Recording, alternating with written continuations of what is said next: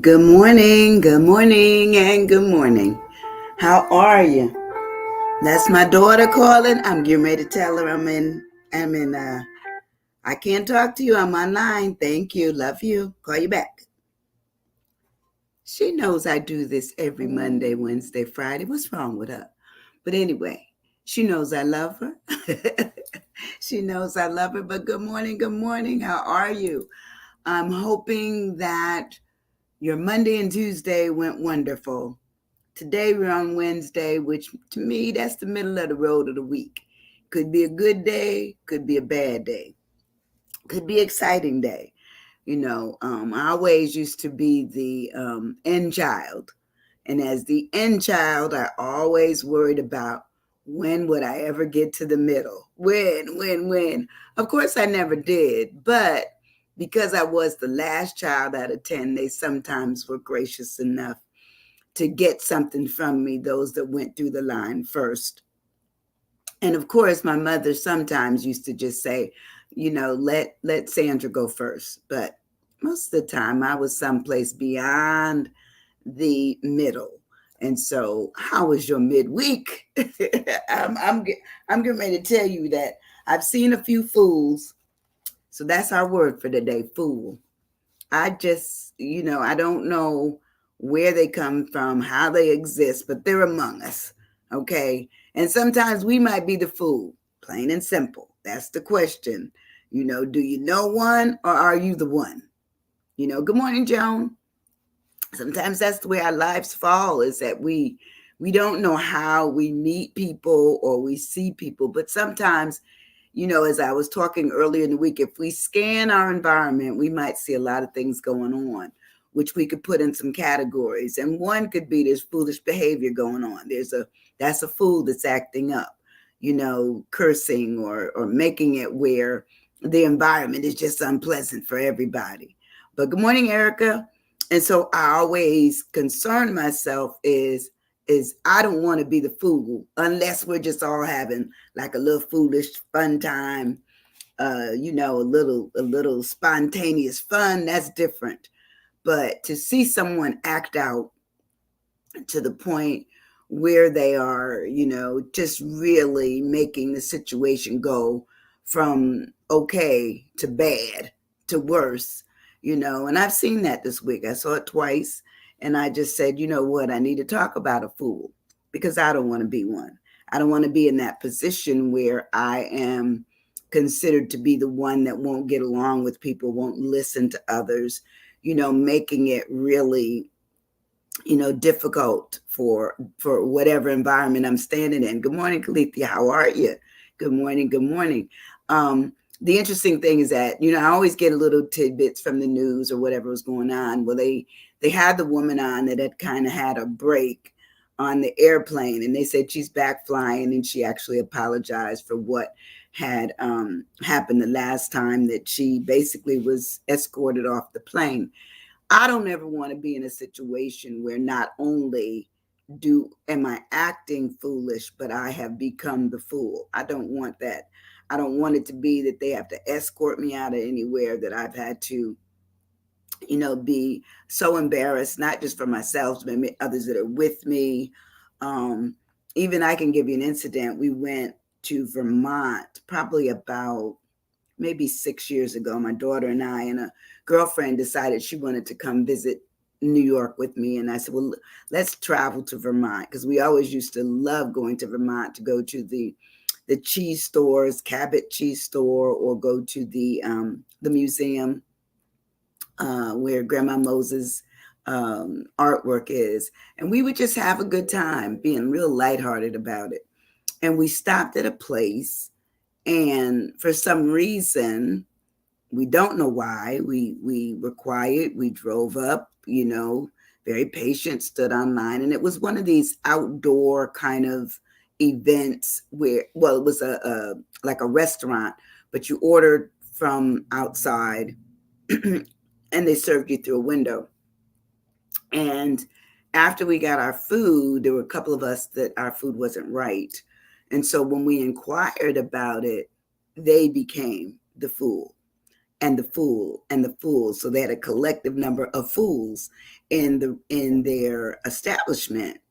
And then they started calling us names just because I think my daughter needed ketchup, and somebody else needed mustard, and I think I asked for napkins.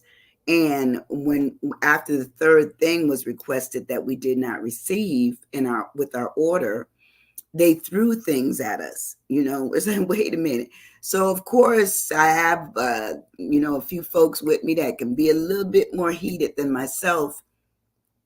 I said, no, I can't do it. I can't do it. I don't want to be, first of all, I'm in a state I don't know much about other than the fact that it's been nice to me before, but today there's some people here having some issues. And so I talked everybody down. But sometimes we can't talk ourselves down. We become the fool. We become the play in the room, the one who has to have the loudest voice, the most say so, the most to do about whatever. I couldn't do it. I said, I'm not going to do it. I'm not going to their level. Sometimes we have to not elect or select ourselves to foolish behavior. And now I got to admit, now my daughter and my girlfriend, they were heated. They were heated. But I said, we can't deal with it. We still have to get back. I still have to drive back into New York. I want to get there. I don't want it to be that there's stuff up under my car and just a whole bunch of other stuff. I'm not interested in all of that. I'm just trying to get there and be safe. Sometimes we have to be the ones that step out on being safe. There it is. We are safe here in Ocala. Oh, yeah. The hurricane. Good, Debbie. Good. Yeah, Debbie's already down. Good morning, Melissa. How are you, my friend? Good to have all of you in the space. I see Joan, Erica, Calethea, Melissa, Debbie. And there's some probably a few more on that don't check all the way in. But good morning to everybody. We're just talking about the fact that we will encounter people acting foolishly, and they are the fools. But should we act with them? Should we become a fool? No, we should not. We should not. So I found a few sayings about fool, the word. And first one says, it is better to keep your mouth closed and let people think you are a fool than to open it and remove all doubt. That's pretty good. It's pretty good. Because sometimes, as long as you don't say anything, nobody knows what you're thinking. Once you say it, you open yourself up for more discussion. Okay, here's another one. He who knows not and knows not what he knows, he is a fool. Shun him. He who knows not and knows he knows not, he is simple. Teach him. He who knows not and he knows not he knows, he is asleep. Awaken him. He who knows not that he knows, he is wise. Follow him. That's pretty cute. I like it. I'd rather follow the person that isn't acting foolishly than the one that is. And I don't want people to follow me if I'm acting foolishly. I do not want to be the one. Good morning, Maurice. How are you? Today our word is fool. Here's some more that I found. These are just short sayings. And none of these have any credibility in terms of the authorship. But anyway, this one's, any poor fool is hanged. No life. Why should a dog, a horse, or a rat have life? Okay, here's another one. The Constitution gives every American the inalienable right to make a damn fool of himself. I think that's kind of cute. Here's another one. It says, a fool always finds one still more foolish to admire him. Haven't you seen that when you're crazy, you can find crazy. When you're foolish, you can find foolish. You can. I just know it to be true. Here's the last one. It says we're all fools all the time. It's just we're different kind each day. We think I'm not a fool today. I've learned my lesson. I was a fool yesterday, but not this morning. Then tomorrow we find out that, yes, we were a fool today too. I think the only way we can grow and get on in this world is to accept the fact that we're not perfect and live accordingly. I like that one. That one's probably my favorite one that I held to the end. Prayers of safety to all in the path of the hurricane. Thank you. Thank you, Maurice, for placing that. Good morning, Sharon. How are you, Sharon? My friend, my beautiful, beautiful friend. Good morning. Good morning. I was just thinking about that affirmation. Thank you. Thank you so much. A fish wouldn't get caught if it kept its mouth shut. Oh, now I've never heard that one. That's cute. All right now.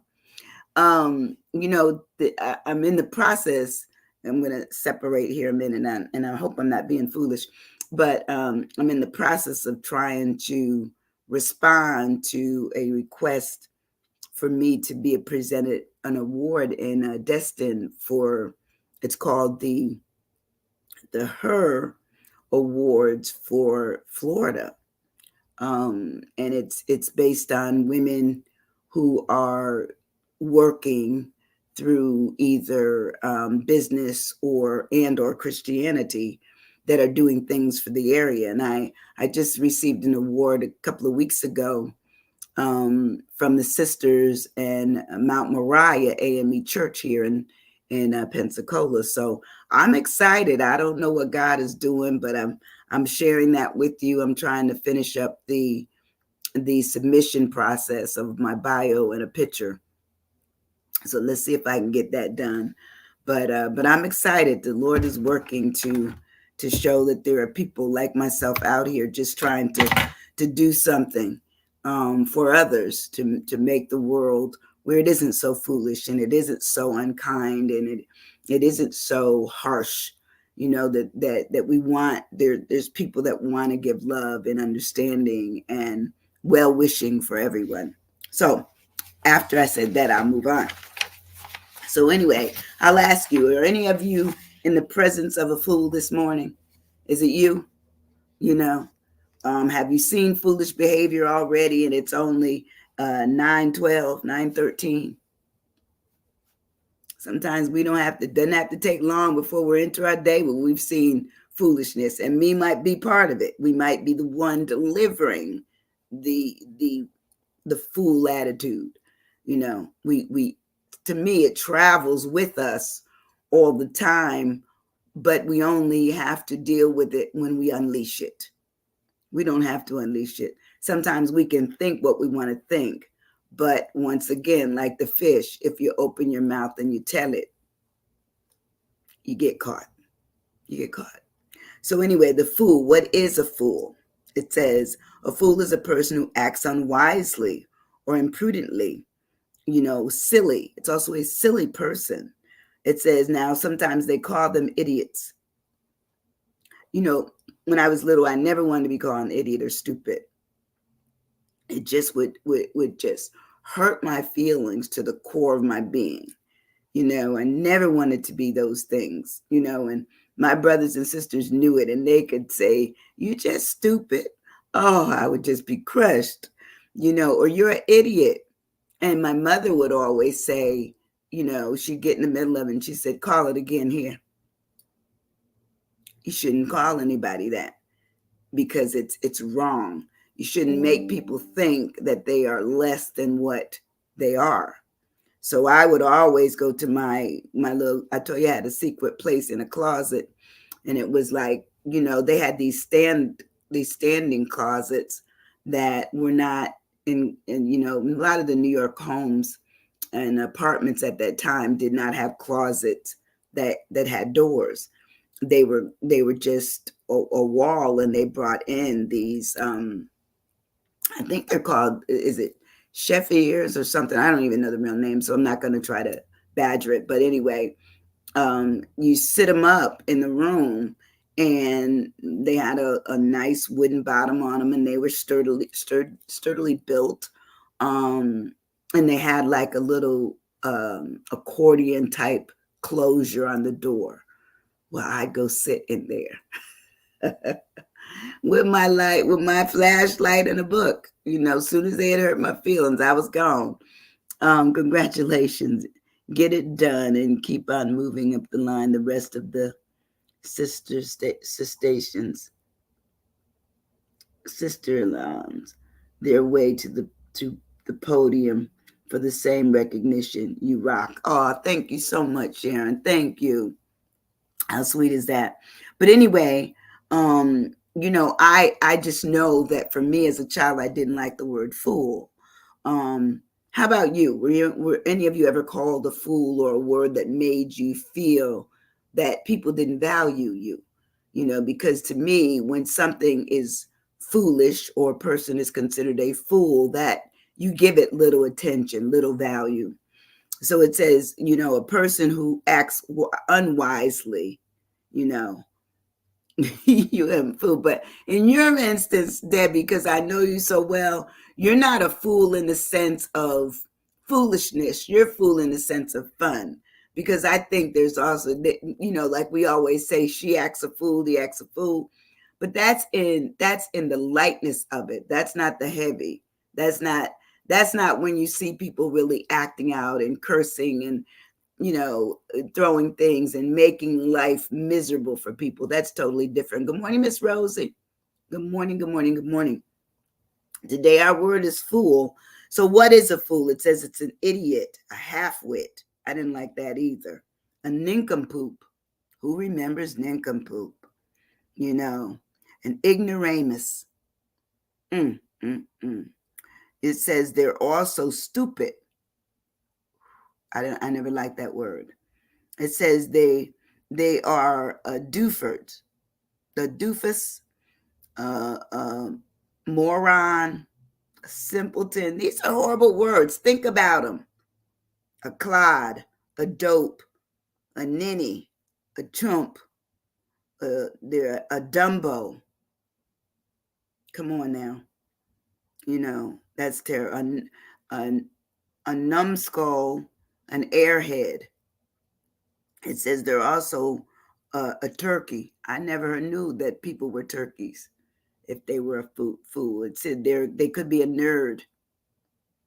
It says they're a donkey and a bozo. Think about the derogatory connotation that comes from fool in the first place, and all the little, synonyms. The synonyms are very descriptive. Good morning, Willis. How you doing? How's New York? Good to see you, my friend. Good to see you in the space. Thank you. Today the word is fool. How many do look? If you know a fool, or you've met a fool, or you occasionally have been a fool, put your hand up. Put a little hand signal right up in there, or a heart. Heart's easy to find. Okay. When we break this word down, for me, I always remember All in the Family. Anybody remember All in the Family? I'm dating myself now. But All in the Family, what was Archie's always his name that he called his son-in-law? What did he call him? Anybody remember? Anybody remember what he called him? Debbie, I bet you remember. He called him a fathead. Fathead. And says fathead, also a foolish and stupid person. Once again, for a far-fetched. That's right, far-fetched. That you're right, far-fetched. That's really good, Joan. So when we talk about the fathead, it says that they could also be the jackass, the yoo-hoo. It says they also could be the meathead. That he also called him. No, he called him a meathead, didn't he? That's what he called him. He didn't call him a fathead. He called him a meathead. Wow, unbelievable. Who said it? Debbie, you got it. Meathead. Yes. Look, I put on my glasses now to read what you are saying. It says, I was in the 6th grade and not wise enough to have the filter when I got in trouble for referring to a teacher who was very loud and obnoxious as an ignoramus. Later, I learned she was upset that I actually knew What an ignorant. Oh my goodness, what an ignoramus was. Okay, and that you used it. Now I remember calling one of my teachers, and it was my senior year, and he was acting a fool. And I said, "Ooh, you're acting so. You're acting like a fool." And he wrote me up, and they took away all of my standings. You know, the little ropes you wear.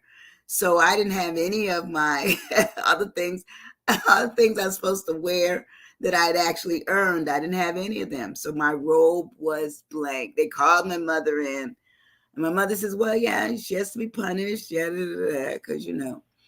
And my mother said, my mother, when we got in the car, was he acting a fool? Yeah, I believe it. But you still can't say that. You can't tell them that.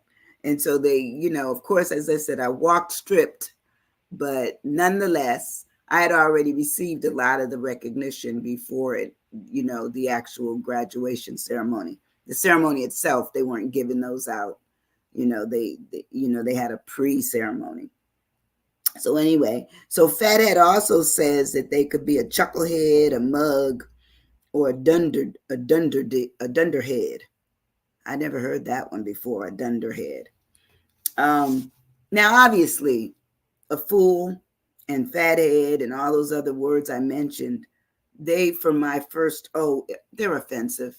Let's face it, they're offensive. There's no reason to have to call people names. We shouldn't. Let me put it that way. Now, privately, what you do privately, nobody knows. You said it to yourself, oh, they acting so foolish. That's a fool. We've done it.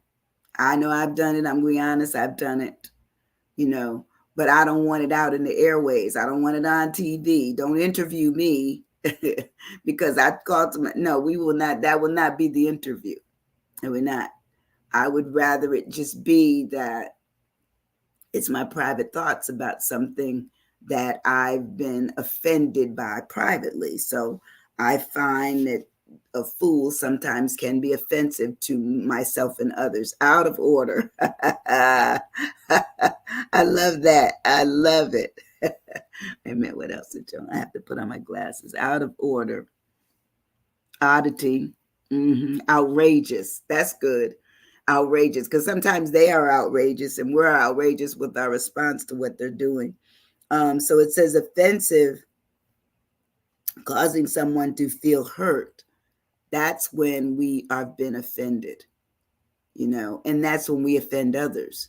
So we at times could be acting like a fool just because of what we chose to say to others, how we chose to say it, if we added action to it, like pushing or whatever they do.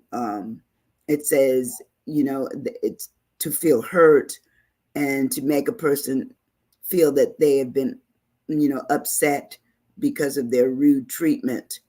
It says basically relating to or designing one that is basically being attacked, causing displeasure or resentment, especially contrary to the particular or the prevailing sense of what is the dissent. Meaning, sometimes what happened just happened, and it might have been an accident, but the reaction is not accidental. They intended to say what they said to you. You might have, like I can tell you, yesterday I was running around. I had some errands to run, and I accidentally, but I caught myself. I wasn't all the way in the path of somebody or near where someone's car was, but I realized that they had the right of way, and I had taken it because I was already in the lane. And I apologized. I threw up my hands and I said, I apologize. And so sometimes we have to apologize for when we know we've offended somebody. Because I don't want anybody to get out their car and start, doing crazy stuff, observe. That's good. Because sometimes we do have to be observant, just what I was talking about earlier in the week. It says that we need to really, decide what is happening with this offense. It says it could be that it's something that has offended us to the point where we need to take lawful action against them. or we need to stay clear of them. We need to take action that just says, you know what, this isn't going to work. I don't need to be in this area with them, this section. Have you ever worked with somebody that you knew you could not work with anymore, where you just said, I need to be transferred, I need to go to another department, or they need to go, but this isn't going to work? Sometimes we have to do that. Outlook is good, Debbie. It says the offense may end up where it is, as causing us to be in great discomfort. Let's see. So sometimes we may think foolishness from a fool may be lighthearted, where he makes everybody laugh. That's a different kind of fool, because that's the joking fool. But the ones are serious and concern me are when they've turned to, elevated, vocal range and throwing things and being very angry and calling names. That kind of fool is scary. Is very, very scary. When I move on in the word, been there a few times. Okay, Debbie. My second O is for obsess. Because I found that some people who are in the realm of their foolish behavior for some people is also how they think. And so there's an obsession to what it is they're into. It could be something political, could be something, religious. It could be something, could be race. It could be so many things you don't even know. But yet and still you could be the object of their discontentment. Just because you are who you are. Just because you look a certain way, just because you talk a certain way, act a certain way, you've been almost caught up in something that you really had no physical part in or even mental part in, but emotionally they bring you in because then they tell you about who you are by their actions, by maybe what they say to you. And this obsession, it says, it's when they're preoccupied or filled in their mind, continually, that they're troubled to a certain extent about something that has occurred. Sometimes we might be caught up in something we know nothing about, or people think we are who we're not. They think we look like somebody, And when I used to work a lot in mental health, one of the things that we knew for sure is that, people would have it in their mind that something happened, and they would have a chilling effect because there's something about you that triggered something in them to be obsessed with you. Not anything that you really did. You didn't do anything but just present. But you have become the new obsession, So sometimes you just have to watch out for yourself. And it says off the leg. That's good too, because sometimes people do that. They do that. They absolutely do. So when there's been something of an obsession with something, it says it's when somebody has preoccupied themselves. They're somewhat possessed. They're consumed with the frustration, the anger, the trust, or the inability to trust. There's just so much that goes on when someone is truly obsessed.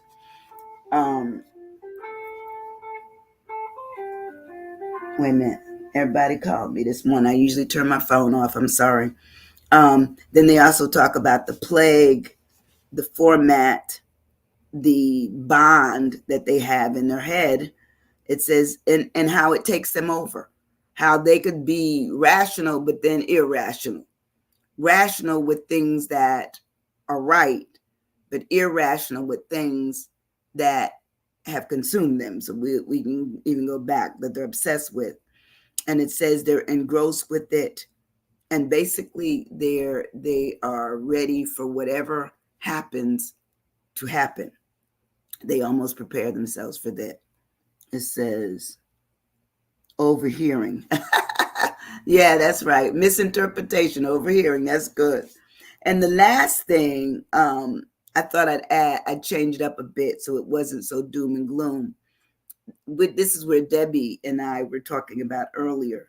My L for fool is that sometimes you can laugh at your own foolish behavior and others off the Richter scale.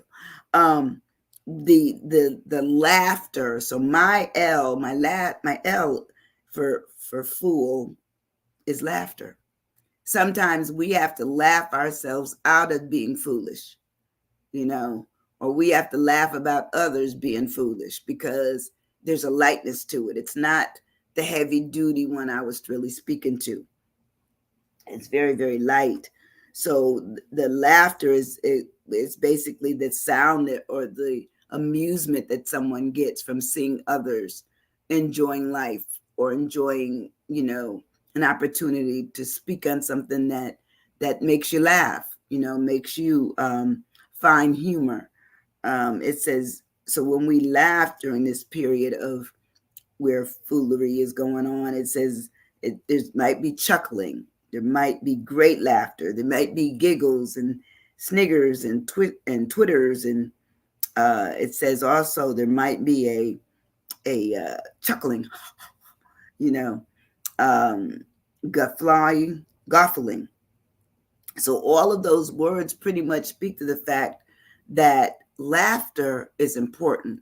And sometimes we need to laugh away our foolishness, laugh it away, not even deal with it at all. Let me see, Joan put something down there. Talkable, loquaciousness, okay, which is talkable. And you know what? Sometimes you have to get there.